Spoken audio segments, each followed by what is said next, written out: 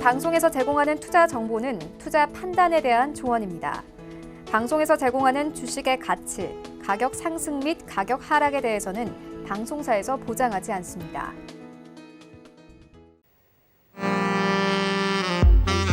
안녕하세요. 새롭게 달라진 베스트 트레이딩맨의 도지은입니다. 저희 배트맨이요 하반기를 맞이해서 여러분들과 함께 조금 더 새롭게 이 시장을 제대로 분석해보자는 마음을 담아서 월요일부터 금요일까지 매일매일 새로운 위원님들과 함께 시장을 제대로 분석해보고자 합니다. 시장에 대해 궁금증 많으셨던 분들, 또 베스트 공략 주가 너무나 궁금하셨던 분들 지금부터 채널 고정해주시면 좋을 것 같습니다. 또 본 방송에서 제공해드릴 정보는 투자 판단에 대한 조언일 뿐 해당 주식의 가치나 수익률을 보장하고 있지는 않습니다. 또 서울경제TV는 자본시장 통합법 준수하고 있는데요. 1:1 투자 상담과 유사 수신행위, 무인가 영업행위 등 모든 불법상을 엄중히 금지하고 있다는 말씀까지 전해드리면서 저는 오늘 월요일을 장식해줄 새로운 배트맨님과 함께 다시 돌아오겠습니다. 잠시만요.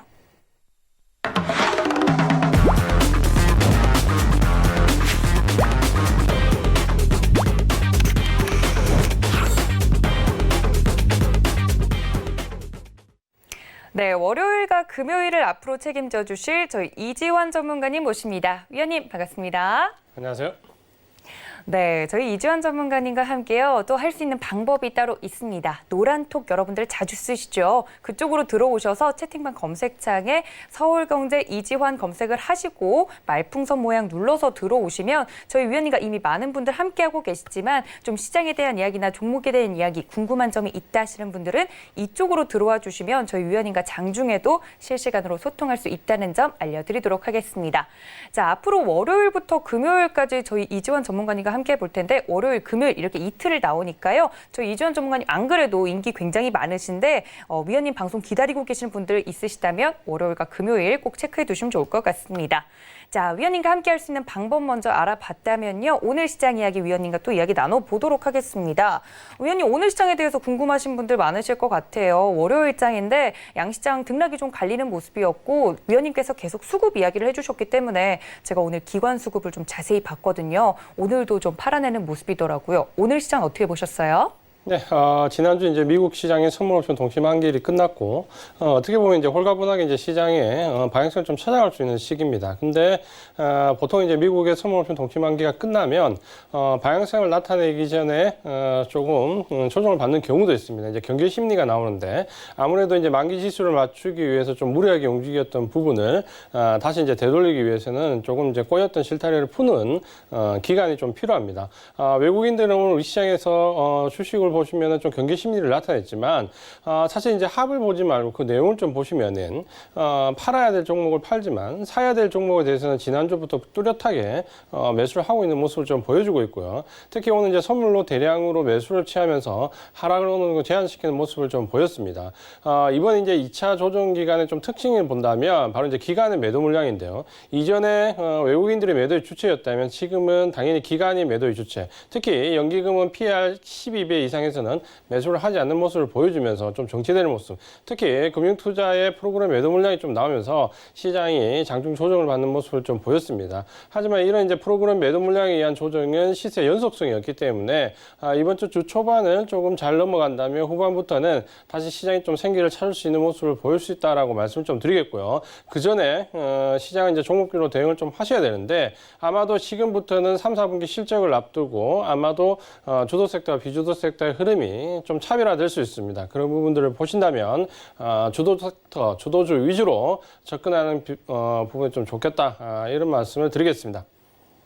네, 위원님께서 오늘 시장 이야기도 해주셨습니다. 앞으로는 3, 4분기에는 앞으로 다가올 시장에서는 오히려 종목들 간의 차별 장세가 더 심해질 것이다. 갈 종목은 가고 가지 않을 종목은 가지 않을 것이다 라고 말씀을 드렸으니까요. 위원님께서 이따가 베스트 공략주뿐만 아니라 업종과 종목에 대해서도 이야기를 해주실 예정이거든요. 갈 종목이 뭔지 나는 너무 궁금하다 하시는 분들은 채널 끝까지 고정 부탁드립니다. 자, 그 전에 앞서서 오늘 위원님께서 준비해 주신 강의 내용이 있다고 하는데요. 위원님 바로 내용 만나볼까요? 네, 오늘 말씀드릴 내용은 피터 린치에 대한 이제 투자 기법을 좀 말씀을 드리려고 합니다. 최근에 이제 제가 투자 대가들의 투자 기법에 대해서 말씀을 좀 드리는데 어떤 사람은 좀 주의해야 될 부분에 포커스를 맞추고 어떤 사람은 그 사람의 심리적인 멘탈적인 부분을 맞추는데 오늘은 피터 린치는 바로 투자 비법에 대한 투자 기법에 대한 부분에 포커스를 맞춰서 말씀을 드리려고 합니다. 피터 린치는 우리가 굉장히 잘 알고 있는 인물인데 마젤란 펀드라고 우리나라에서도 한때 선풍적인 인기를 끌었던 그 펀드를 일부 도용해 와서 우리나라에서 같이 협업을 한 적이 있었습니다. 2000대 초반에 아마 대부분 잘 알고 계실 건데 바이코리아 열풍이 불 때 이 마젤란 펀드가 역시 선풍적인 인기를 끌었던 시기가 있습니다. 바로 이 마젤란 펀드를 이끌었던 수장이 바로 이 피터 린치인데 제가 이제 왜 이 첫 시간에 피터 린치를 가져왔느냐? 이 사람은 한 번쯤 우리가 이제 좀 내면을 좀 볼 필요가 있습니다. 왜냐하면 우리가 어떤 이론적인 부분에 국한되거나 주식을 어떤 기법적인 부분에 국한돼서 보는 시각이 어떻게 보면 이 사람에 의해서 실전적인 투자 방법으로 좀 전이가 되었다. 그러니까 실전적인 투자 방법에 대한 논의가 어떻게 보면 이 사람부터 좀 시작되었다라고 좀 볼 수 있는데요. 왜냐하면 이제 이 사람이 이제 처음에 접근했던 방법이 이겁니다. 기존에 우리가 알고 있던 교과서적인 부분, 경제학적인 부분, 투자와 관련된 이론적인 부분이 주식 시장에는 통용되지 않는다라는 부분을 가설로 세우고 실천적인 투자 기법을 좀 연구했던 사람입니다. 먼저 이제 피터 린치에 대해서 잠깐 좀 살펴보면 좀 전에 말씀드렸던 이 마젤란 펀드를 제일 처음 이끌었던 수장입니다. 마젤란 펀드는 어느 정도 수익이기에 우리나라에서도 동일한 연계 상품이 나왔냐면 무려 펀드인데도 불구하고 2,700%가 넘는 수익을 거뒀습니다. 그러니까 저 펀드에 가입한 사람은 2,700%가 넘는 수익을 거뒀습니다. 그 당시에. 그 뒤에 물론 이제 더 수익이 좀 확대됐지만 사실 이제 펀드로서는 굉장히 경이로운 수익률인데 이렇게 수익을 내려면 어느 정도 수익이 나야 되냐면 매년 29% 정도 수익이 나야 됩니다. 그러니까 매년 시장이 오르던 내리던 29% 정도 수익이 난다는 건 사실 우리가 개인 매매를 한다고 해도 소액으로 한다고 해도 그렇게 내기가 만만치 않은 금액이거든요. 근데 이 사람은 매년 29%가 넘는 수익을 거뒀고 그 펀드 수익률이 2,700%로 넘는 경이적인 수익을 좀 거뒀던 사람입니다. 근데 이 사람의 장점이 뭐냐면 이론적인 것보다는 실전 투자에 대해서 굉장히 연구를 많이 하면서 사실 어떻게 보면 이 매년 29% 수익을 내는 동안 강세장과 약세장이 다 골고루 좀 섞여 있었거든요. 근데 이 시장이 오르든 내리든 이 일정한 수익을 거뒀다는 데서 이 사람의 투자 방법에 대한 부분을 우리가 좀 높게 쳐줘야 되고요. 그런 점에서 이 사람이 굉장히 기간 투자가지만 실전 투자에 대해서는 상당히 조예가 깊다라고 좀 대우를 받는 사람입니다. 근데 이 사람이 굉장히 재밌는 점은 46세 때 은퇴를 했습니다. 굉장히 빠른 나이인데 이 사람이 어느 날 이 사람 대표적인 월가의 그 워커홀릭입니다. 그러니까 일요일도 출근하고 주 7일을 일했던 사람이거든요. 그러다가 이 사람이 어느 날 46세 돼서 딱 눈을 떴는데 생각을 해보니까 자기 아버지가 돌아가신 연세가 46세였습니다. 그러니까 자기가 일만 하다가 앞을 보다가 보니까 어느덧 자기 아버지가 돌아가신 연세에 도달을 하게 됐다는 거죠. 그리고 이 사람은 그 다음날 바로 은퇴를 선언했습니다. 그러니까 굉장히 은퇴가 빨랐죠. 46세 은퇴를 시작했는데, 이 사람은 우리가 이제 개인 투자가로 한번 좀 볼 필요가 있는 부분이 뭐냐면, 이 사람이 주식에 입문하게 된 방법이 굉장히 재미가 있습니다. 이 사람은 뭐냐면 굉장히 밑바닥에서부터 고생을 했고요. 골프장 캐디로 일을 했습니다. 골프장 캐디로 일을 하면서, 캐디로 일을 하면 각계각층의 다양한 사람들 만나잖아요. 그때 만난 사람이 바로 우리가 잘 알고 있는 유명한 증권회사 피델리티의 사장입니다. 그 피델리티의 사장이 이 골프장에서 골프를 치면서 이 캐디가 굉장히 똑똑하게 물어보고 이러니까 주식에 대해서 이렇게 저렇게 얘기를 해줍니다. 여기서 피터 린치가 처음으로 주식이 뭐라는 걸 접근하게 되고 여기서부터 이제 공부를 하기 시작해서 아마추어지만 꽤 수익률도 거두고 본격적으로 대학에 진학해서 경제학이나 증권 관련된 부분에서 공부를 하기 시작합니다. 그리고 그 공부가 끝났을 때 역시 어디에 입사하냐면 그 피델리티라는 그 당시에 가장 유명한 증권회사입니다. 그 피델리티에 입사하게 됩니다. 그러니까 골프장 캐디로 일하면서 피델리티 사장이 해줬던 말을 조언을 받아서 피델리티의 펀드 매니저로 입사를 하게 되고 그 펀드가 바로 그 유명한 마젤란 펀드입니다. 그래서 이 사람은 어떻게 보면 우리처럼 개인 투자가로 밑바닥부터 시작을 해서 공부를 해서 기간 투자가로 성공을 했기 때문에 한 번쯤 이 사람이 어떤 생각을 가지고 매매를 했는지는 우리가 한 번쯤 리뷰를 해볼 만합니다. 이 사람은. 그래서 이 사람 좀 보면 역시 우리가 지난주에 봤던 오늘처럼 하지 말라는 부분이 있습니다. 이 사람 좀 명료하게 얘기를 하는데 하지 말라는 부분은 뭐냐면 주가가 내려갈 때 저점이 어딘지 예측하지 말라는 부분. 그다음 나는 바닥에서 진입을 하겠다. 딱 바닥에서 진입을 하겠다라는 이런 바닥 진입을 하지 말라는 부분. 그리고 내가 주가를 팔 때 매도할 때 이게 고점일 것이다, 고점일 거다, 고점을 예측하지 말라는 부분. 그다음에 여기가 저가인가 아닌가라는 제가 늘 이야기하죠. 높다, 낮다라는 게 아니라 싸게 파서 더 비싸게 팔 수 있으면 싼 거다는 저가를 오인하지 말라는 말. 제가 늘 강조를 드렸던 부분도 어떻게 보면 대가들이 말하는 이런 하지 마라라는 부분은 제가 볼 때는 거의 일맥상통한 것 같아요. 지난주에 말씀드렸던 오늘과도 큰 차이가 나지 않습니다. 그러니까 우리가 오늘 봤던 19가지 실수 중에 이 내용이 다 들어가 있죠. 그렇게 본다면 실제적으로 피터 린치도 책의 내용을 좀 보면 뭔가 해야 되기 전에 하지 말아야 될 것에 대해서 먼저 좀 얘기하는 부분이 있다라는 거는 어떻게 보면 이제 주식시장은 역시 이 인내하고 참고 기다리는 부분이 실제 뭔가 하는 행위보다 더 중요하다는 거는 제 의견이 아니라 이 시장에서 성공을 거뒀던 사람들의 대부분의 의견은 그 부분에 좀 일치를 하는 것 같아요. 그래서 시장에서 뭔가를 액션을 취하는 것보다 액션을 취하지 않는 거에 더 주안점을 준다는 부분은 아마도 모든 대가들의 일맥상통한 부분이 있다. 이렇게 좀 말씀을 드리겠습니다. 그래서 이 부분은 지난주와 겹치기 때문에 이렇게 좀 짧게 말씀을 좀 드리고요.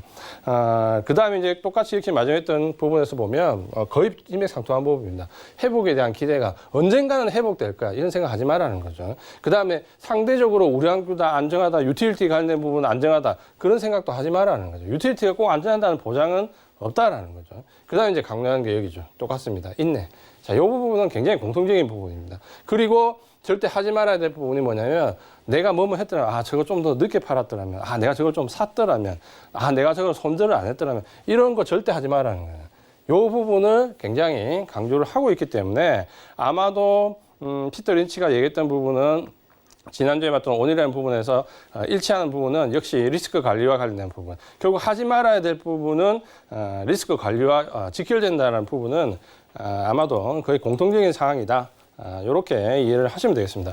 자, 그러면 이 사람이 이제 독특한 부분인데 요거는 우리가 꼭 한번 체크를 한번 해볼 필요가 있습니다. 그러면 이 사람은 자기가 사서 굉장히 1000%, 2000% 냈던 종목을 10루타 종목이라고 얘기하는데 그 종목 주변에서 쉽게 찾을 수 있다고 얘기하는데 사실 우리가 지난주에도 봤지만 이 그림 그리기 굉장히 쉽죠 하는데 우리는 어렵다 그렇죠. 그 마찬가지로 주변에서 쉽게 찾을 수 있다라고 얘기하는데 사실 찾기가 쉽지는 않습니다. 우리 같은 개미 투자자들이. 근데 이 사람이 주식을 보는 종목을 보는 시각은 굉장히 독특합니다. 뭐냐면 첫 번째 주식을 6가지 정도로 나누는데 그게 철저하게 어떤 우리가 기존에 알고 있던 방법이 아니라 오로지 성장성, 이 종목이 앞으로 이 회사가 더 나아갈 수 있는가 없는가 여기에 초점을 맞춰서 시장을 종목을 분류를 했다라는 거죠. 첫 번째 종목이 저성장 종목인데 이 저성장 종목은 우리가 알고 있는 것처럼 어느 한계 산업에 도달해서 더 이상 성장이 되지 않거나 혹은 아주 조금씩 성장하는 회사. 우리가 보면 우량한 종목이고 일정의 수익률도 괜찮은데 더 이상 개선되지는 않는 종목들.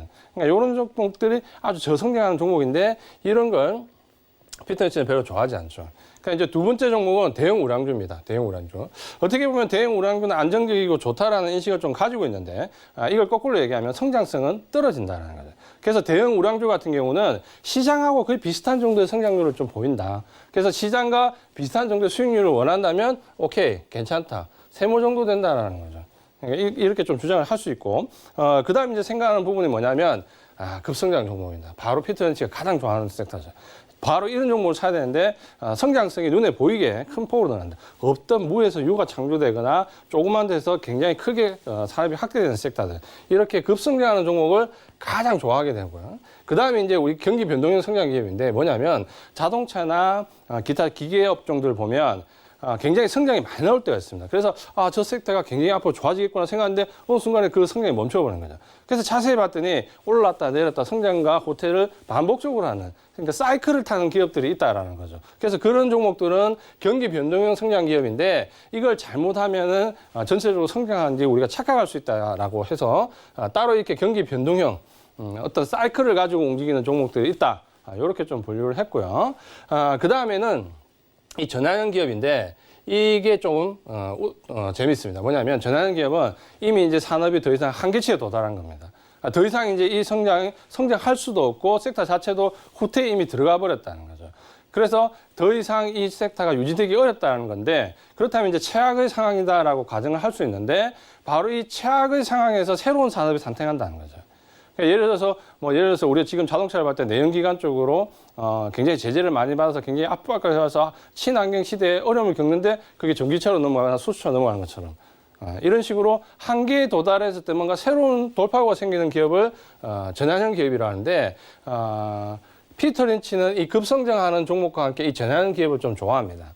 왜냐하면 최악의 상황에서 어떻게 보면 가장 싸게 사서 그 섹터가 새롭게 변화를 줬을 때 굉장히 큰 폭의 성장을 할 수 있다는 거죠. 그래서 피터 린치는 이 급성장 종목과 함께 이 전환형 기업에 대해서도 점수를 꽤 후하게 주는 편입니다.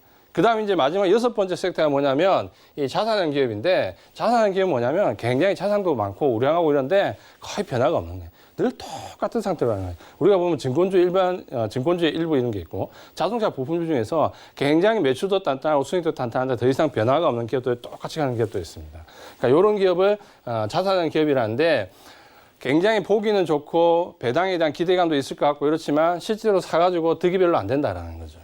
그래서 오로지 피터 린치는 뭐냐면 실전의 투자자의 입장에서 그 종목이 앞으로 더 좋아질 수 있냐 없냐라는 이 성장성이 있냐 없냐라는 부분을 가지고 이렇게 6가지 정도로 구분을 해서 여기에서 자기가 마음에 드는 종목들, 급성장 종목이나 전환하는 기업 일부를 어떻게 하면 저가에 살 것인가, 저평가된 상태에서 살 것인가 여기에 포커스를 맞춰서 투자를 많이 한다라는 거죠. 그래서 이런 부분은 우리가 모멘텀 투자를 할 때는 한번 좀 참고해 볼 만합니다. 그리고 내가 정말 저 종목이 좋냐 안 좋냐의 부분을 우리가 알고 있는 기본적 분석이나 기술적 분석만으로 좀 힘들 때 저 종목이 과연 성장성이 앞으로 더 좋아질 것인가 아닌가라는 부분을 생각해 볼 때 한번 좀 참고해 볼 만한 지표가 되고 실제로 이렇게 분류를 해서 이 사람은 2000%가 넘는 상당히 큰 폭의 수익을 좀 거뒀습니다. 그러면 이제 우리가 구체적으로 이 사람이 어떤 부분을 보느냐 이 사람은 제가 예전에 한번 말씀드렸죠. 굉장히 노력합니다. 그러니까 기술적 분석이든 기본적 분석이든 누구든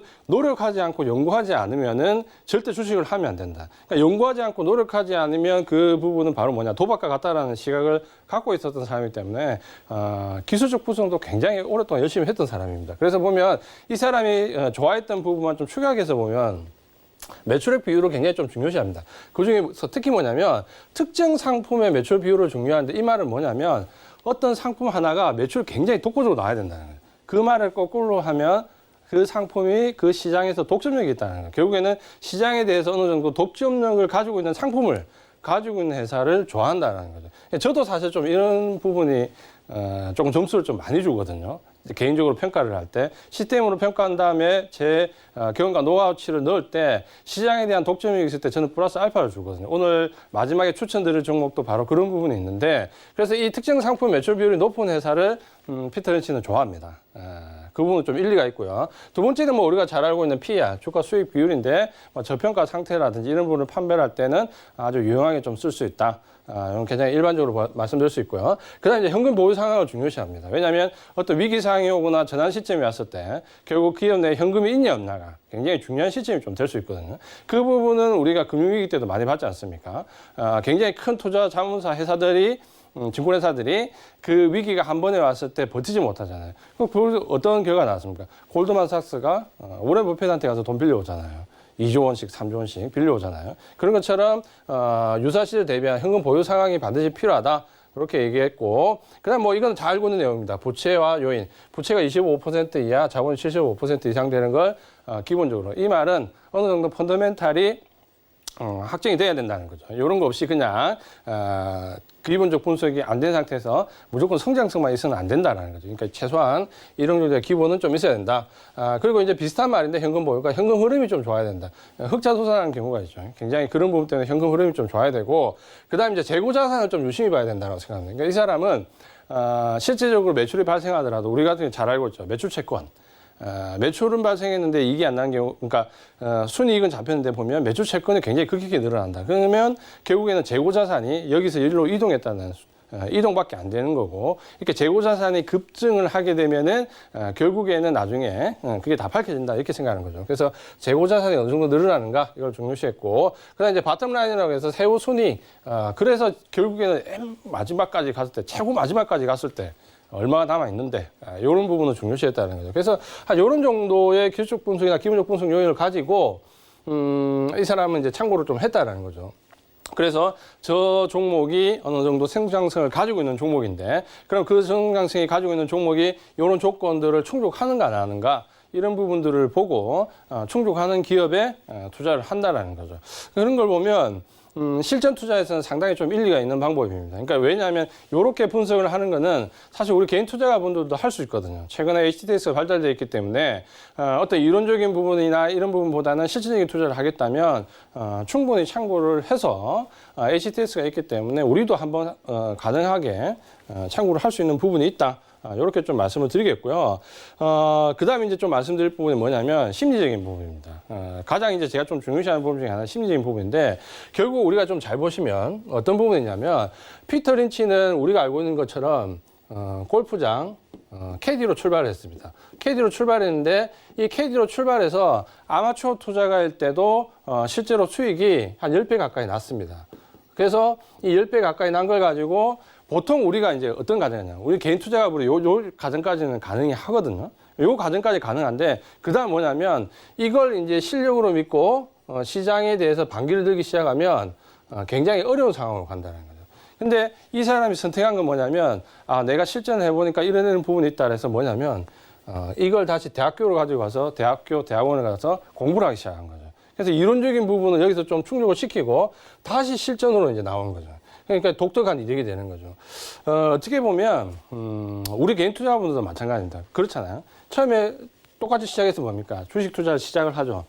수익이 났다가 초심자의 행운에 의해서 수익이 났다가 안 났다가 이러다면 반복되면 이제 공부를 하죠. 그럼 책을 읽기 시작하고 방송을 보기 시작하고 인터넷을 보기 시작하고 그러면서 수익이 났던 부분을 하는데 그 부분에서 멈추면 굉장히 손실이 깊어지는 딱 상황이 됩니다. 그 말이 뭐냐면 초심자는 시장에서 돈을 많이 잃지 않습니다. 제가 경험해 봤을 때. 시장에서 돈을 잃기 좋을 만한, 하려면 어느 정도 실력이 있어야 됩니다. 그러니까 시장에서 돈을 많이 잃으려면 잃을 만한 실력이 돼야 됩니다. 그 수준이 어느 정도냐면 딱 이런 수준입니다. 어느 정도 실전 투자를 통했고, 그 다음에 배움을 시작했을 때, 요런 정도의 수준까지 오면 정확하게 시장에서 돈을 잃기 쉽다라는 거죠. 피터 린치의 경우를 보면. 그래서 보통의 우리 개인 투자자분들이 실전 투자를 하고 실전 투자 다음에 어느 정도 공부를 하면 본격적으로 돈을 잃기 시작합니다. 시장에 대해서 알기 시작합니다. 왜냐하면 거기서부터 외국이나 기관이 이렇게 행동해 달라는 대로 행동을 하게 되는 거죠. 초심자는 그렇게 행동해 달라는 사인을 눈치를 못 채기 때문에 자기 마음대로 하게 되죠. 그래서 어떻게 보면 수익과 손실을 벗어납니다. 근데 이제 요 정도 되면 굉장히 딱 읽기 좋은 상황에 이제 되는 건데 대부분 몇 년간 투자를 하신 분들이 비슷한 경우를 좀 거칩니다. 그래서 제가 왜 이 말을 드리냐면 피터 린치의 가장 큰 특징이 있는데 이 사람이 뭐냐면 모든 투자를 다 저성장 종목을 찾고 그래서 기술 분석이나 기술 분석을 하고 난 다음에 그 다음에 다음날 내가 이 종목에 대해서 진입을 하겠다고 딱 이렇게 테이블에 딱 정리를 해놓고 그 다음날 진입을 하기 전에 뭘 하냐면 무조건 2분간 생각을 합니다. 그러니까 한 종목당 2분. 그럼 내가 과연 이 종목 정말 들어가야 되는 이유가 맞는가 안 맞는가에 대한 부분을 숙고하는데 자, 이 부분을 왜 필요하냐면 이렇게 2분간의 숙고를 하게 되면 어떤 진입한 종목에 대해서 후회도 없고 자신감도 생깁니다. 결국에는 제일 중요한 부분이 자신감인데 내가 이 종목에 대해서 들어갈 근거가 명확하지 않은 상태에서 들어가게 되면 진입을 하게 되더라도 버티지를 못한다는 거죠. 근데 이 사람은 마지막 2분간 딱 숙고를 하고 내가 만약 지금까지 정리했던 부분이 맞느냐 안 맞느냐 부분을 정리해서 2분간에 맞으면 오케이. 딱 들어가고 그 다음에는 절대 후회를 안 한다는 거죠. 근데 보통 이제 우리의 개인 투자자분들은 반대죠. 들어갈까 말까 망설이다가 들어가서 나올까 말까 계속 망설이게 되는 거죠. 그러니까 이 종목은 내가 들어갔던 이유가 있으면 그 이유가 변하기 전까지는 보유를 해야 되는데 계속 불안감을 느낍니다. 불안감을 느끼는데 제가 왜 이 말을 드리냐면 그렇게 불안감을 느끼면 절대 100% 수익이 안 납니다. 최소한 스윙 투자를 하더라도 스윙을 넘어서는 투자를 하면 가장 좋을 건데 스윙 투자를 하더라도 단기, 중기, 장기를 놨을 때 장기적인 스윙 투자를 하더라도 최소한 100% 수익이 나는 구간까지 절대 못 들고 갑니다. 10%만 가면 떨리고 20%만 가면 떨리고 5%만 밑으로 내려가면 떨리고 마이너스 10%가 되면 더 떨리는 거예요. 결국 그렇게 돼가지고 그 사이를 계속 반복하는데 어느 정도 반복해요? 평생 반복해요. 주식 투자하는 기간 동안 평생 그 마이너스 10%와 플러스 10% 사이를 반복을 합니다. 거의 개인 투자자분들. 그래서 급등해서 10% 넘어가면 10% 15% 되면 팔고 아래쪽으로 내려와서 마이너스 10% 마이너스 15% 되면 팔고 이렇게 해서 좋은 종목을 선정하면 그래도 수익이 나지 않을까. 그게 바로 승률 싸움이 되는 거죠. 손익비 싸움이 되지 않는 거죠. 그래서 피터 린치는 뭐냐면 결론적으로 말씀드리면 승률 싸움이 아니라 손익비 싸움으로 넘어가는 가장 전형적인 모델이 됩니다. 근데 그 손익비 싸움으로 가기 위해서 철저하게 연구를 하고 저평가된 종목, 고성장 종목을 찾아낸다는 거예요. 그러면 결국 우리가 생각하는 가장 어리석은 투자가 뭐냐면 마이너스 15%에서 플러스 15% 사이 왔다 갔다 하는 투자입니다. 물론 저도 그거 하죠. 하지만 그게 절대 주가 아니라는 거죠. 그거는 그냥 어떻게 보면 하나의 전체 포트에서 맞추기 위한 부분이지 전체적인 수익은 이 손익비를 맞춰서 가는 100%, 200% 나는 곳에서 수익률이 난다는 거죠. 근데 내가 몇 년간 투자를 하겠다 해도 한 달만 흔들려도 보유를 못 한다는 거예요. 그러면 결국에는 그렇게 못 간다는 거죠. 그래서 이 피터 린치가 가장 강조하고 있는 이 2분간의 수권은 뭐냐면 적어도 내가 결심을 했으면 마지막 딱 그 생각의 시간을 가지고 한번 진입한 이후에는 흔들리지 않는다. 절대적으로 그 종목을 원하는 바까지 끝까지 끌고 간다는 거죠. 결국에는 이 손익비 싸움이 가능해진다는 거고, 이 말을 제가 드리는 이유는 결국 피터 린치는 누구보다 실전적인 투자가입니다. 이론가가 아니고. 그 부분을 생각하신다면 피터 린치의 이 실전 투자 우리가 한번 참고해 볼 만하다. 이 시간에 이렇게 말씀을 드리겠습니다.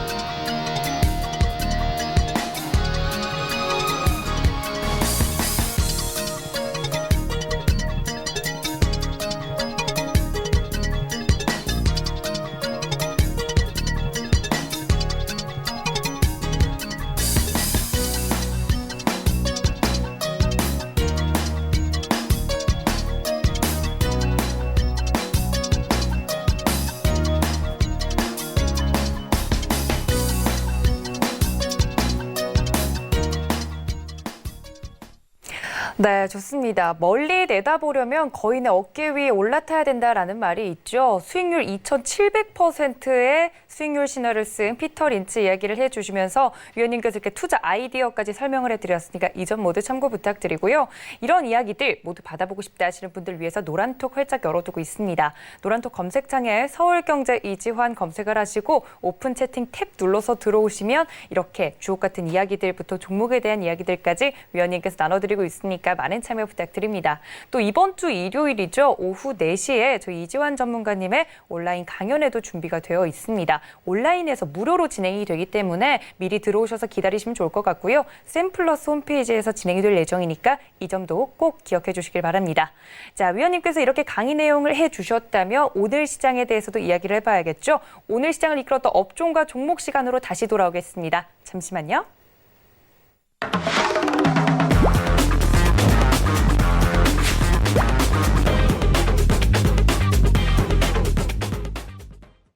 네, 위원님 강의 내용을 제가 너무 인상적으로 들어가지고 집중해서 들었던 것 같습니다. 그렇다면 오늘의 업종과 종목 이야기를 좀 해보도록 할 텐데 위원님께서 오늘 시장에서 좀 핫했던 업종과 종목을 좀 꼽아주시는 시간이에요.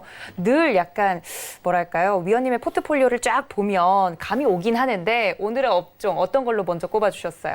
네, 아마 제가 나왔기 때문에 대다수의 분들이 그 IT 업종이 아닐까 예상을 하고 계실 건데, 아닌가요? 네, 오늘은 예상을 깨고 바이오 업종에 대해서 말씀드리려고 합니다. 네. 사실 이제 제가 바이오 업종을 오랫동안 연애를 했기 때문에 사실 애착이 많았는데 그동안은 IT 업종에 좀 많이 밀려 있었습니다. 근데 이 업종이 제가 이제 이번 하반기에 조금 주목을 하는 이유는 지난 한 달 동안 보면 무려 이 섹터 자체가 26% 정도 상승을 했습니다. 굉장히 큰 폭의 상승인데 이 의약 업종, 바이오 업종이 왜 이렇게 많이 올랐는지 올랐나라면 사실 그 내용은 그 면과 암이 있습니다. 그러니까 굉장히 긍정적인 면이 있고 혹은 또 굉장히 부정적인 면이 함께 존재하는데 어쨌든 이 바이오 업종은 이 긍정적인 면과 부정적인 면이 함께 어우러지면서 굉장히 큰 폭의 상승을 이뤄냈다라는 결과는 우리가 이제 부정을 할 수 없는 부분입니다. 그렇게 본다면 이제 바이오 업종 우리가 하반기에 어떻게 대비를 해야 되는가라는 부분 좀 봐야 되는데 먼저 이 바이오 업종이 가장 크게 상승했던 이유는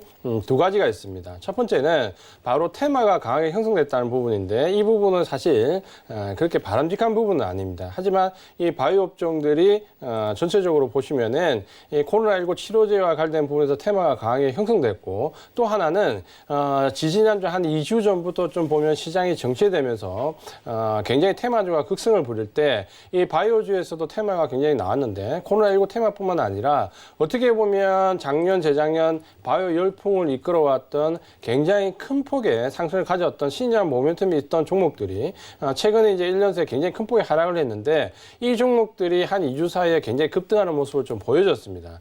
시세 연속성은 나오지 못했지만 굉장히 큰 폭의 급등하는 모습을 좀 보여줬는데 이런 부분들을 본다면 아무래도 아직까지 거품이 좀 끼어 있는 게 아닌가라는 부분은 좀 의심을 해볼 수 있는데 물론 이제 이 부분에 대한 부분은 아무래도 테마로서의 한계성이 분명히 존재한다 이렇게 좀 말씀을 드리겠고요. 반면에 이제 우리가 좀 긍정적으로 봐야 될 부분은 이 바이오 시밀러를 기반으로 해서 주축으로 해서 굉장히 실적이 탄탄하게 큰 폭으로 늘어나는 종목들도 상당히 많아지고 있다는 겁니다.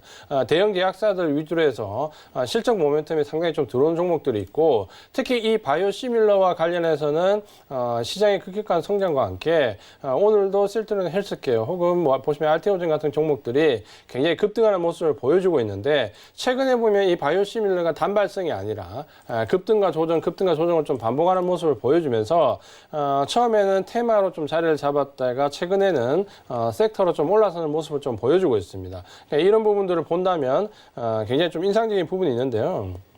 이 바이오 시밀러와 관련해서는 시장을 잠깐 좀 살펴보면 이게 결국에 테마가 아니라 굉장히 섹터로 좀 크게 올라간다는 부분을 우리가 좀 확인해 볼 수도 있습니다. 그 부분을 좀 잠깐 화면을 보면서 말씀을 좀 드리면요.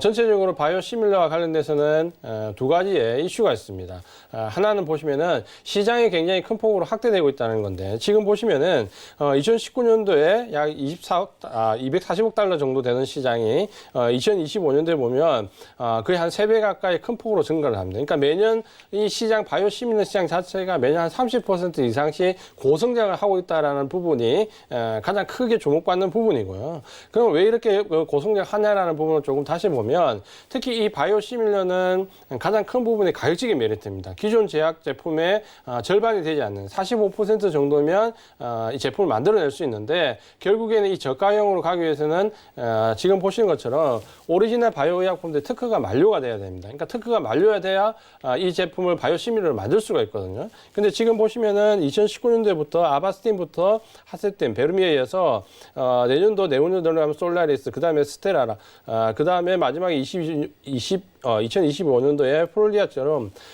블록버스터급 굉장히 큰 약품들이 앞으로 특허가 많이 풀리게 됩니다. 이 특허가 풀리는 제품들은 대부분 다 바로 바이오 시밀러 제품 출시가 되게 되는데요. 그렇게 본다면 2025년도까지 이 바이오 시밀러 제품의 파이프라인도 상당히 탄탄하게 형성될 수 있습니다. 그럼 시장은 계속해서 30% 이상 매년 고성장을 하고 있고 앞으로 나올 블록버스터급 굉장히 큰 제품들도 많이 있다라고 보신다면 이 시장 자체가 굉장히 큰 폭으로 증가하는 게 우연은 아니다라고 봐야 되고 아마도 바이오시밀러가 처음에는 테마성으로 급등락을 반복했지만 급등 이후에 조정 기간이 짧아지면서 하나의 섹터로 올라서는 모습을 좀 볼 수 있다라고 말씀을 좀 드리겠고요. 특히 지금 보신 것처럼 이 제품 가격의 45% 순위라는 것은 어떤 이점이 있냐면 우리도 지금 아시는 것처럼 보험 정책의 영향을 굉장히 많이 받습니다. 그러니까 어떤 보험 정책을 펴냐에 따라서 그 제품이 왔다 갔다 하는데 이 바이오시밀러는 각국의 보험 정책에 굉장히 우호적인 선택을 받습니다. 왜냐하면 약가가 굉장히 저가이기 때문에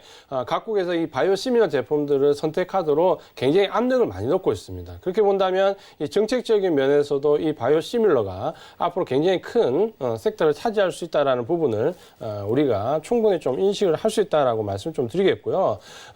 그렇게 보신다면 최근에 이제 우리나라 이 바이오시밀러와 관계된 제품들을 아마도 굉장히 관심이 많으실 겁니다. 그러니까 오늘 대표적인 제품들을 좀 소개해 보면 바이넥스라는 제품이 있습니다. 바이오 의약품 생산 대행하고 있고요. 그다음 오늘 이제 거의 상한가가 근접했던 종목이 있습니다. 알테오젠인데 이 알테오젠 정면 같은 경우는 바이오 의약품을 기존의 바이오 의약품을 좀 더 나은 방향으로 개선시키거나 신규 개발하는 그런 역할을 하는 회사인데 이 부분이 앞으로 굉장히 큰 사업성이 있다는 부분이 부각이 되면서 오늘 굉장히 큰 폭을 좀 띄었고요. 우리가 잘 알고 있는 셀트리온과 셀트리온 헬스케어는 이미 바이오 의약품 시밀러 제품을 생산 유통을 하고 있습니다. 최근에는 이제 한일 바이오파마가 면역 치료제와 관련돼서 바이오 신약 이 부분이 굉장히 이슈화 됐다가 죽었다가 죽었다 했는데 최근에는 다시 좀 이슈화 되고 있는 거죠. 그러다 보면 이제 굉장히 좋은 모습을 좀 보이고 있고 그다음에 이제 기타 회사들을 보면 펜젠이라는 회사가 비뇨 치료제를 승인을 받았습니다. 이미. 그리고 이스엡시스가 항체 치료제와 관련해서 바이오 시밀러 제품들 집중하고 있고요. 그다음에 이제 우리가 개인 투자자분들 굉장히 관심이 많이 가졌던 에이프로젠 제약인데 아직 이제 실체가 완전히 잡힌 건 아닙니다. 근데 항체 치료제와 관련돼서 바이오 시밀러 제품을 좀 생산하면서 역시 좋은 모습을 좀 보이고 있습니다. 마지막으로 이제 보면 삼성 바이오로직스가 있는데 바이오로직스는 이 바이오 시밀러 제품을 직접적으로 생산도 하지만 특히 CMO, 위탁 생산 쪽으로 굉장히 공을 좀 많이 들이고 있습니다. 그래서 최근에 대규모 수주를 성사시키면서 주가도 큰 폭으로 올랐는데요. 이렇게 보시면은 전체적으로 바이오 시밀러 제품군들이 상당히 좋은 모습을 보이고 있다. 이렇게 말씀을 드리겠습니다.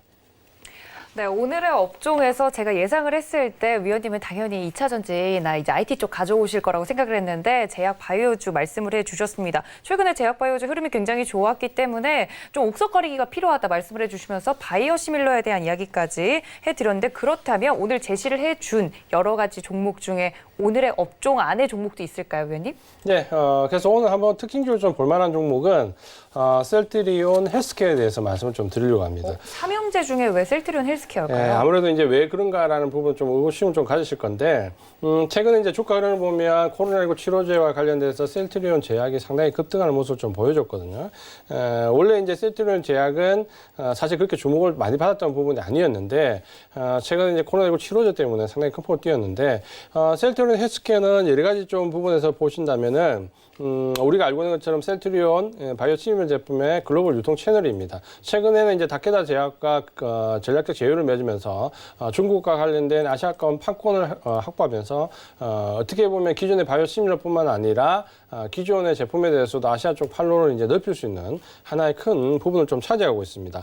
여기에 이제 우리가 알고 있는 것처럼 셀트리온은 사실 합병 이슈가 굉장히 큰 이슈였습니다. 올 초에 JP모건 헬스케어 컨퍼런스에서 대표이사가 합병에 대한 이슈를 좀 제기했고 네. 이 부분을 누가 아닌 바로 이제 대표이사가 제기했기 때문에 상당히 가능성이 있다라는 판단을 가지고 보는데 이 셀트리온 삼형제는 셀트리온 헬스케어가 대표이사 지분이 가장 많습니다. 33%에 넘는 지분을 가지면서 전체적으로 이 셀트리온 헬스케어를 통해서 다른 계열사들을 지배하는 구조를 좀 가지고 있기 때문에 결국에는 대표이사의 가장 지분이 많은 셀트리온 헬스케어가 앞으로 좀 각광을 받을 수 있다. 이런 부분에 대한 부분이 좀 있고요. 아마도 지금 현재 주가 탄력은 급등락을 좀 반복을 하고 있는데 가장 큰 이유가 코로나19 치료제와 관련된 부분입니다. 이 부분이 엮이지 않으면 사실 실적이나 파이프라인을 보면 오히려 주가가 지금보다 더 높을 수 있거든요. 근데 그 사이사이에 코로나19 치료제와 연관돼서 최근에도 보면 급등 이후에 조정, 그러니까 코로나19와 관련해서 급등이 한번 나오면 적어도 일주일 이상 조정을 받거든요. 기간 조정을. 그러니까 이런 기간이 반복되다 보니까 주가 탄력성은 오히려 급등이 나올 때보다 더디게 나온다. 이렇게 좀 보셔야 되고 오히려 코로나19 치료제와 관련된 이슈가 지나가면 주가 탄력은 계속해서 우상향의 모습을 장기적으로 더 좋게 만들 수 있다는 부분을 우리가 좀 참고를 하면 될 것 같습니다. 그리고 이 부분은 이제 제가 좀 추가한 부분인데 마지막 부분은 뭐냐면 이 셀트리온 헬스케어를 보면 한 가지 좀 독특한 모습이 있습니다. 뭐냐면 우리가 바이오 시밀러와 관련해서 상당히 뭐 누구나 회사를 꼽으라면 딱 두 가지를 꼽을 겁니다. 삼성 바이오로직스와 셀트리온 이렇게 두 가지를 꼽을 건데 이 삼성이 공을 들이는 그러니까 글로벌 넘버원 섹터에서 기업을 보면 한 가지 큰 특징이 있습니다. 뭐냐면 항상 이 글로벌 넘버원 이후에 국내 글로벌 넘버 2 파트너를 항상 딱 체인지 파트너를 가지고 간다는 부분입니다. 예를 들면 이런 거죠. 삼성전자와 LG전자의 관계, 이전에 휴대폰에서나 가전에서의 관계를 보시면 네. 됩니다. 그다음 이제 반도체에서 삼성전자와 SK 하이닉스의 관계. 역시 이렇게 보신다면 삼성바이오로직스와 셀트리온도 그런 관계를 형성할 수 있다는 거죠. 결국 이 바이오시밀러가 결국에는 가격 경쟁에 의해서 얼마나 규모의 경제를 이루고 독점력을 가지냐라는 부분인데 결국 그 반도체처럼 독점력을 가지기 위해서는 삼성바이오로직스 혼자의 힘으로 힘들 때 삼성전자와 SK하이닉스가 같이 힘을 모을 수 있듯이 아마도 이쪽에서도 삼성바이오로직스와 셀트리온 헬스케어가 서로 경쟁을 하면서 이런 독점적인 바이오시밀러스의 구조를 가지고 있을 수 있다는 부분에서 사실 장기적으로 보면 그런 부분도 하나의 충분한 긍정적인 부분이 된다. 이렇게 좀 말씀을 드리겠고요. 마지막으로 이제 이 종목 그렇다면 관심을 좀 가지고 계시는 분들이 어떻게 진입을 하고 어떻게 청산을 할 거냐, 이제 진입과 관련된 부분이 좀 궁금하실 겁니다. 네. 가격적인 내용 부분을 좀 말씀을 드리면 최근에 보면 차트를 잠깐 보시면요, 이런 부분이 좀 보이죠. 코로나19와 관련돼서 한번 이슈가 나오면 이 노란 원처럼 한번 나온 이후에 조정을 받습니다. 그리고 또 다시 한 번 더 코로나19 치료제와 관련된 이슈가 나오면 조정을 받거든요. 그리고 최근에 또 다시 코로나19와 관련된 치료제에서 이슈가 나왔죠. 나오면 또 조정을 받습니다. 이런 부분들을 보신다면은 코로나19와 관련된 급등이 나오지 않으면 훨씬 주가 탄력이 크게 나올 수 있다는 부분이 반증이 되고요. 최근에 이런 조정 기간을 거쳤기 때문에 매물대는 상당히 순조롭게 소화가 되고 있다. 이렇게 좀 보시면 될 것 같습니다. 그래서 진입할 수 있는 가격은 오늘 이제 좀 급등을 하면서 16만 2천 원대까지 올라갔는데 10만 원 전후로 왔다 갔다 아마 이 구간에서 왔다 갔다 할 것 같거든요. 어느 정도 기간은. 그래서 10만 원 정도 눌려질 때 매수 가격을 좀 잡으시면 될 것 같고요.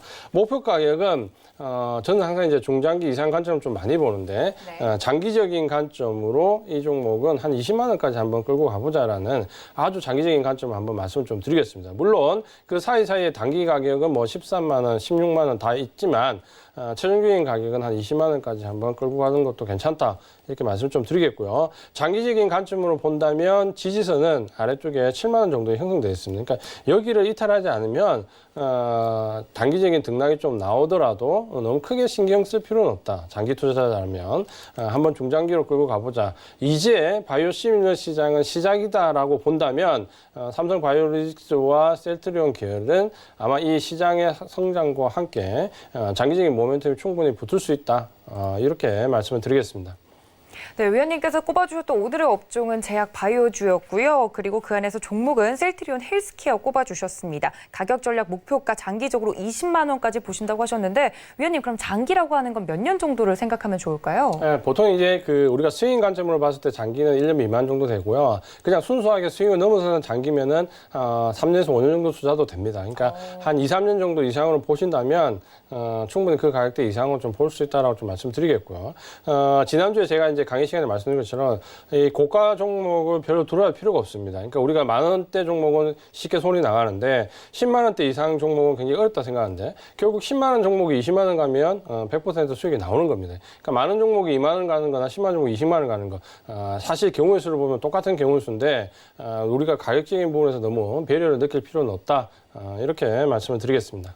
알겠습니다. 셀트리온 헬스케어 좀 눈여겨보셨던 분들 그리고 장기적으로 가져가면 좋다라고 위원님께서 말씀을 해주셨으니까요. 좀 나는 셀트리온 헬스케어 앞으로도 좀 공략해보고 싶다 하시는 분들 가격 전략까지 챙겨가 주시면 좋을 것 같습니다. 이렇게 오늘의 업종과 종목까지 만나봤으면요. 저는 위원님과 함께 베스트 공략주 시간으로 다시 돌아오겠습니다. 잠시만요.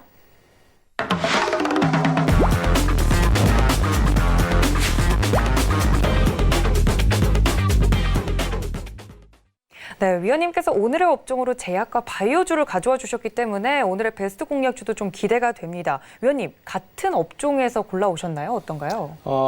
그냥 비슷한 업종의 종목인데요. 오늘은 서흥이라는 기업에 대해서 좀 말씀을 드리려고 합니다. 서흥이요? 예, 낯설고 이름도 어떻게 보면 약간 좀 세련되지 못했는데 네. 사실 근데 기업은 굉장히 탄탄한 기업입니다. 그러니까 서흥 같은 경우는 어떤 걸 하냐면 건강기능식품 보조제나 뭐 여러 가지 부분을 하는데 특히 우리가 알고 있는 의약품에서나 화장품에서 캡슐 캡슐을 제작하는 기업인데 어느 정도의 지배력이 있냐면 우리나라 생산되는 의약품과 화장품 쪽에서 캡슐의 95%를 이 기업이 혼자 만듭니다. 그러니까 제가 영양제를 많이 먹는데 그렇죠. 그럼 제가 그 먹는 영양제를 그렇죠. 대부분 만들고 있는 거네요. 그렇죠. 그러니까 국내 시장에서 95%라면 사실 거의 뭐 독점을 하고 있다라고 말씀 좀 드리겠고요. 이게 왜 한 종목의 캡슐이 별거 아닌 것 같은데 독점을 할 수 있냐라고 본다면 이 캡슐은 의약품이나 화장품 같은 경우는 일반 뭐 과자나 이런 제품하고는 다릅니다. 그러니까 먹었을 때 일정하게 흡수가 돼야 되고 인체에 정확하게 유해 없이 그 농도를 정확하게 유지를 좀 시켜줘야 됩니다. 그러니까 의약품이 효과가 있냐 없냐라는 부분을 할 때 이 유해 농도가 굉장히 중요한 부분이기 때문에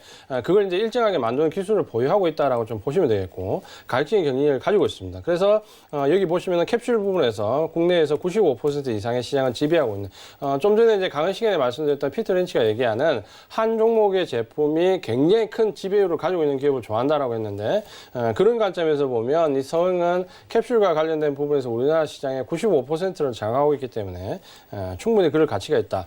그리고 이제 실적을 잠깐 보면 아래쪽에 실적을 잠깐 보겠습니다. 네. 2017년도에 보면 3,500억 정도 매출액에서 시작해서 2018년도에 3,900억대, 그리고 2019년도에 4,600억대, 그리고 올해는 5,400억대 보시면 굉장히 매출액이 가파르게 늘어나고 있는 모습을 좀 볼 수 있습니다. 아래쪽에 영업이익을 보시면은 370억대, 그리고 390억대였다가 2019년도에는 470억대로 꽁충 뛰었고 올해는 620억대로 또다시 매출액이 굉장히 큰 폭으로 늘어납니다. 그러면 지금 현재 이 시장에 대한 독점력을 가지고 있고 매출액이나 영업이익이 굉장히 큰 폭으로 좋아지고 있다라면 우리가 기대를 해볼 수 있죠. 근데 이제 여기서 이제 우리가 만약에 오늘 제가 강의 드렸던 이제 피터 린치의 논리로 본다면 그렇다면 이 종목이 과연 이제 너무 고평가된 거 아닌가라는 부분을 좀 봐야 되거든요. 네. 그래서 피터 린치가 보는 PR을 좀 보면 이 종목은 아직도 이 정도 성장을 하고 주가가 올라도 PR이 12배에서 13배, 올해는 14배, 15배 정도로 그렇게 뭐 20, 30배 이상의 그 고평가 영역으로 들어가지 않습니다. 그러니까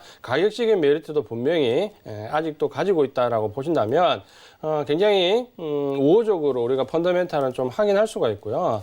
마지막으로 이제 수급적인 부분을 좀 살펴봐야 되는데 최근에 이제 수급적인 부분을 보면 아신 것처럼 최근에 외국인들이 아직까지 매도 기조를 유지하면서 선별적으로 종목 대응을 하면서 전체적인 합을 보면 외국인들은 아직 매도 기조를 유지하고 있습니다. 근데 이 종목은 최근 1개월간의 수급을 좀 보시면은 외국인들이 20만 3천 조 이상 굉장히 큰 폭의 매수를 했습니다. 그러니까 가격대가 좀 있는 종목인데 5만 원대 종목인데 20만 주 이상 최근 1개월 동안 매수를 했다라면 외국인들이 적극적으로 매수를 했다라고 보셔도 되거든요. 그러면 우리가 이 종목의 이제 3박자를 좀 보면 굉장히 펀더멘탈의 매출액 영업이 큰 폭으로 늘어나고 있고 PER 너무 고평가되어 있지 않고 외국인들 집중적으로 최근 1개월간 사고 있고 그렇게 흠잡을 데 없는 모습을 좀 보여주고 있습니다. 마지막으로 이제 기술적인 부분을 좀 보면 될 것 같은데요. 네. 최근에 이제 보시면은 코로나19 급락 이후에 시장이 급등을 주면서 역시 이 종목도 상승 기조를 유지하고 있는데 보시면 상승 기조가 계속 유지가 되고 있습니다. 상승 이후에 조정을 좀 주고 있고 상승 이후에 조정을 주고 있고 또 상승 이후에 조정을 주면서 어떻게 보면 굉장히 탄탄한 모습으로 차트가 우상향을 하고 있거든요. 그러니까 지금 현재 아래쪽에 매집되는 부분을 좀 보면 그런 부분들도 매집이 풀리지 않고 계속해서 우상향을 좀 하고 있습니다. 그러면 이런 종목은 어떻게 대응을 좀 하셔야 되냐면 단기적인 수익을 물론 낼 수도 있습니다. 중기적인 수익도 낼 수 있고. 근데 어떻게 보면 이 종목은 펀더멘탈이 완전히 업될 수 있는 구간에도 들어갈 수 있습니다. 그러니까 단기나 중기로 진입을 하되 일정 부분 수량은 장기 이상까지도 볼 수 있는 펀더멘탈이나 수급이나 차트가 3박자가 다 맞아든다. 이렇게 좀 보시면 될 것 같고요.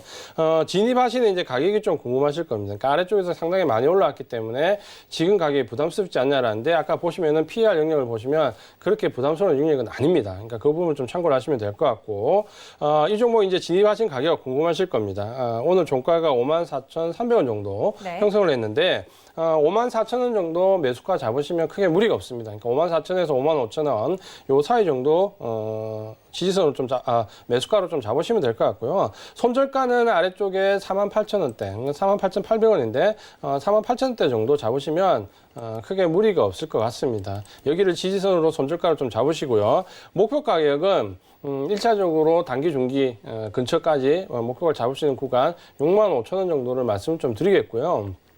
이 종목은 65,000원 이후에도 추가 상승의 기회가 있을 수 있습니다. 그래서 단기 목표 가격을 일단 65,000원대에 잡고 그 구간에서 한 절반 정도 청산한 다음에 이후의 흐름을 보면서 대응을 하자, 이렇게 말씀을 드리겠습니다. 네, 오늘 3박자가 다 맞는 종목을 말씀을 해주셨습니다. 서응 말씀을 해드리면서요. 매출과 PER 그리고 수급까지 완벽한 종목이다 말씀을 드렸고 매수가 54,000원 부근에서 공략을 하면 1차 목표가 65,000원, 손절가는 48,800원 정도 잡고 대응하면 좋겠다라고까지 말씀을 드렸으니까 눈여겨보신 분들 이 점 모두 참고 부탁드립니다. 오늘 1시간 동안 이렇게 알차게 모든 시장 봐주신 우리 위원님 보내드리면서 인사 말씀 나누겠습니다. 위원님 고맙습니다. 고맙습니다. 네, 또 본 방송에서 제공해 드린 정보는 투자 판단에 대한 조언일 뿐 해당 주식의 가치나 수익률을 보장하고 있지는 않습니다. 또 서울경제TV는 자본시장 통합법 준수하고 있는데요. 1:1 투자 상담과 유사 수신행위, 부인과 영업행위 등 모든 불법 사항을 엄중히 금지하고 있다는 말씀까지 전해드리면서 오늘 베스트 트레이딩맨에서 준비한 소식은 여기까지입니다. 더위가 심한데요. 건강들 조심하시고 내일 이 시간 여러분 성공 투자를 위해 다시 찾아뵙겠습니다. 지금까지 시청해주신 여러분 고맙습니다.